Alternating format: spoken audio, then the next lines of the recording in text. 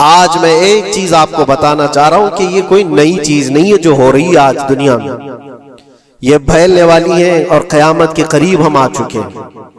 हो सकता है दुनिया पूरी जंगों के लपेट में हो, जो रसूल पाक सल्लल्लाहु अलैहि वसल्लम ने इरशाद फरमाया, कत्ल इतना बढ़ जाएगा कि 100 लोग हो तो 99 मर जाएंगे, एक बच जाएगा।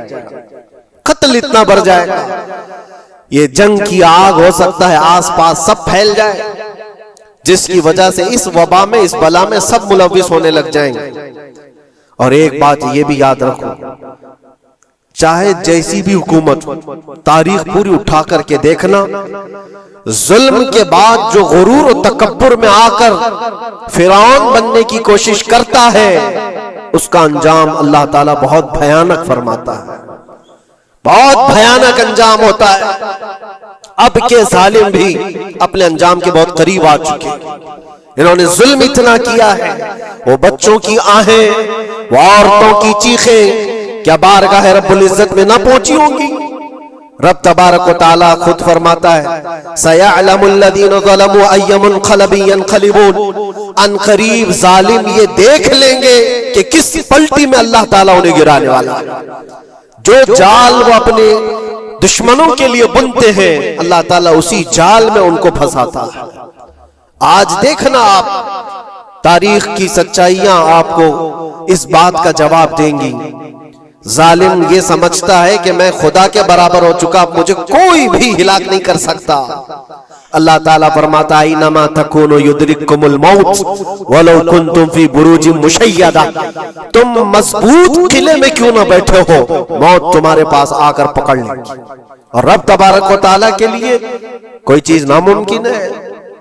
लोग आज हवा बनाते हैं कि एयर डिफेंस सिस्टम इतना बड़ा है, कोई कुछ नहीं कर सकता। एक छोटे से पिद्दे से एक नाजायज कंट्री को महफूज दिखाने के लिए दुनिया पता नहीं क्या क्या बातें वायरल करती है। इजराइल के पास आयरन डोम है, एयर डिफेंस सिस्टम इतने बड़े हैं, कोई नहीं आ सकता। वो खुदा है? कोई खुदा है?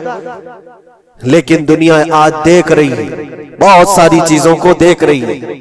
मुझे यहां पर किसी के सिलसिले में नहीं कहना है, लेकिन एक बात कहना है कि नशा में चूर, घमंड में चूर जो बंदा होता है, अल्लाह ताला कभी उसको मच्छर से भी हिलाक करता है। बहुत बड़ी ताकत का इससे मुकाबला होना जरूरी नहीं। तुम्हारे पास होगा बहुत बड़ा सिस्टम, लेकिन रब तबारक व तआला जब इंतकाम ले ले तो फिर तुम्हारे लिए बहुत बड़ी ताकतों की जरूरत नहीं।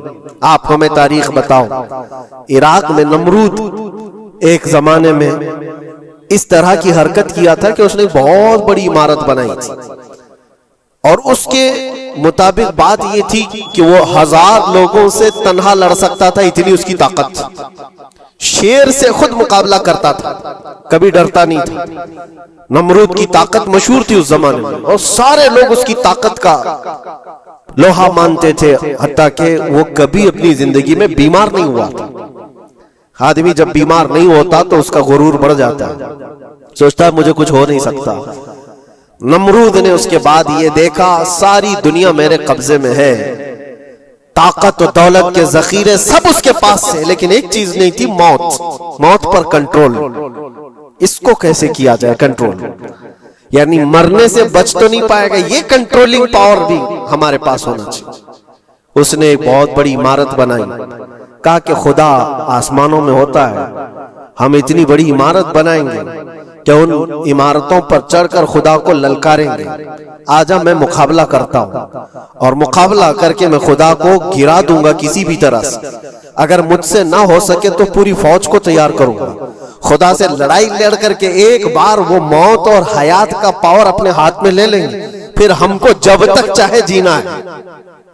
कहां की खाम ख्याली।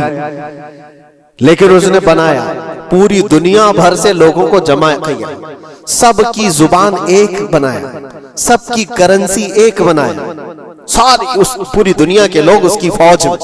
सबको ये बावर कराना शुरू किया कि हमारी लड़ाई है दुनिया से नहीं, हमारी लड़ाई क्रिएटर से, खालिक से। हम उससे पावर छीन लेंगे एक बार, और फिर अपने हाथ में मौत और हयात का कंट्रोल रखेंगे। जिसको जितनी लंबी उम्र चाहिए मैं दूंगा, जिसको जब तक जीना है मैं दूंगा, अजल तक, अजल से लेकर अबद तक, ये सारे ख्यालात उसके थे। और उसने जमा किया, इमारत भी बनाया, फौज भी तैयार किया। क्या रब तबारक व तआला ये नहीं देख रहा था? उसकी तैयारी, उसका जमा करना, उसकी इमारत बनाना, बहुत दिनों तक ये सब काम चलता रहा। रब तबारक व तआला किसी से गाफिल नहीं, दिलों में गुजरने वाले हालात से भी बेखबर नहीं, लेकिन बंदे को रब तबारक व तआला ढील देता है। कुरान में रब ताला फरमाता है, वला यहसबन्नल्लज़ीना कफरू अन्नमा नुमली लहुम खैरुल लिअन्फुसिहिम इन्नमा नुमली लहुम लियज़दादू इस्मा। काफिर जो उनको ढील मिली है, ये न समझें कि हमने जो उनको छोड़ रखा है उनके लिए बेहतर है, बल्कि इसलिए हम छोड़ रखे हैं कि वो और ज्यादा करें, और ज्यादा करें। लियज़दादू इस्मा वलहुम अज़ाबुम मुहीन, फिर हम जिल्लत वाला अज़ाब उन्हें देने वाले हैं। ये मत समझ लो कि रब तबारक व तआला इन सब चीजों से बेखबर है। नमरूद इतना सब करता रहा, अल्लाह ने उसको छोड़ रखा। बना ले, लंबी इमारत बना, फौज भी बना ले, सारी चीजें बना लिया, मुकाबले के लिए उसने दिन भी तय कर लिया। उसके बाद उसको खुदा से लड़ाई लड़नी थी, कहां खुदा तक पहुंचने की बात। लेकिन बंदा जब गुरूर और तकब्बुर में आता है तो वहां तक भी सोचता है, उसे मौत पर कंट्रोल हासिल करना था, बस ये एक चीज थी। फिर जब वो दिन आया, किताबों में मिलता है अल्लाह तबारक व तआला ने फरिश्ते, उसकी जो तादाद है उसका किसी को इल्म नहीं। बारिश के जितने कतरात गिरते हैं ना, एक एक फरिश्ता बूंद लाकर रखता है। अब आप अंदाजा कर सकते हैं फरिश्तों की तादाद कितनी हो सकती। उसमें जो बड़े फरिश्ते हैं वो जिब्राइल, मीकाईल, इसराफील और इज़राइल अलैहिमुस्सलाम, जो सरदार मलाइका हैं, फरिश्ते हैं, उनके अपने अपने काम हैं, बहुत पावरफुल फरिश्ते हैं। इनकी बात नहीं कर रहा, किसी एक आम फरिश्ते को रब तबारक व तआला ने बुलाया और फरमाया, जाओ जमीन पर, हमारे एक बंदे ने हमसे लड़ाई का इरादा कर लिया है। उसकी ताकत और कुव्वत और उसकी जमा शुदा सारी चीजों को देख करके आओ। वो फरिश्ता जमीन पर आया, जिस जगह पर उसने ये सब जमा किया था, फरिश्ता उतरकर सिर्फ अपने पैर हिलाया था, पूरी इमारत भस्म हो गई। कुछ नहीं किया था, उसकी बनाई हुई इमारत भस्म हो गई। जितनी फौज जमा किया था सब कीड़े मकोड़ों की तरह मर गए और सबकी जुबानें मुख्तलिफ हो गई, कोई एक दूसरे को पहचान नहीं पा रहा।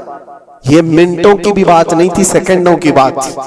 फरिश्ता वापस चला गया, नमरूद का जवाल हो गया, खत्म हो गया। ये तारीख की एक बात है और ये रिवायत हम अपनी किताबों में नहीं रखते, ये रिवायत यहूदियों की किताबों से ही है। यहूदी इस बात को यकीन करते हैं और इसी वजह से इस बात पर वो दोबारा अमल करने के लिए फिर कोशिश में है। न्यू वर्ल्ड ऑर्डर जो कहा जाता है, पूरी दुनिया को इकट्ठा करना, एक करेंसी बनाना, एक लैंग्वेज पर लाना और सबको मिलाकर के एक ताकत हासिल करना, स्पेस पर जाना और फिर वही चीजें दोहरानी जा रही है दुनिया। वही चीज एक दोबारा बार ट्राई करना है, जिसके लिए आपको पता है ये छोटी सी कौम पूरी दुनिया पर कंट्रोल हासिल करने के कैसे कैसे ख्वाब देखती है। अगर आप जाएं, इस्लाम दुश्मनी तो इनकी पुरानी है, लेकिन ये जो 50,000 लोगों का कत्ल है, ये सिर्फ और सिर्फ उनके अपने एक छोटे मकसद के लिए। हो सकता है बहुत सारी बातें, गजा पट्टी एक ही इलाका बचा हुआ है फिलिस्तीन का, बाकी सब तो ये कब्जा कर चुके 1947 के बाद, 48 के बाद। छोटा सा हिस्सा जो बाकी गजा पट्टी, जिसकी 20 लाख की आबादी, उस इलाके पर इतनी ज्यादा क्यों क्रूरता है, क्यों?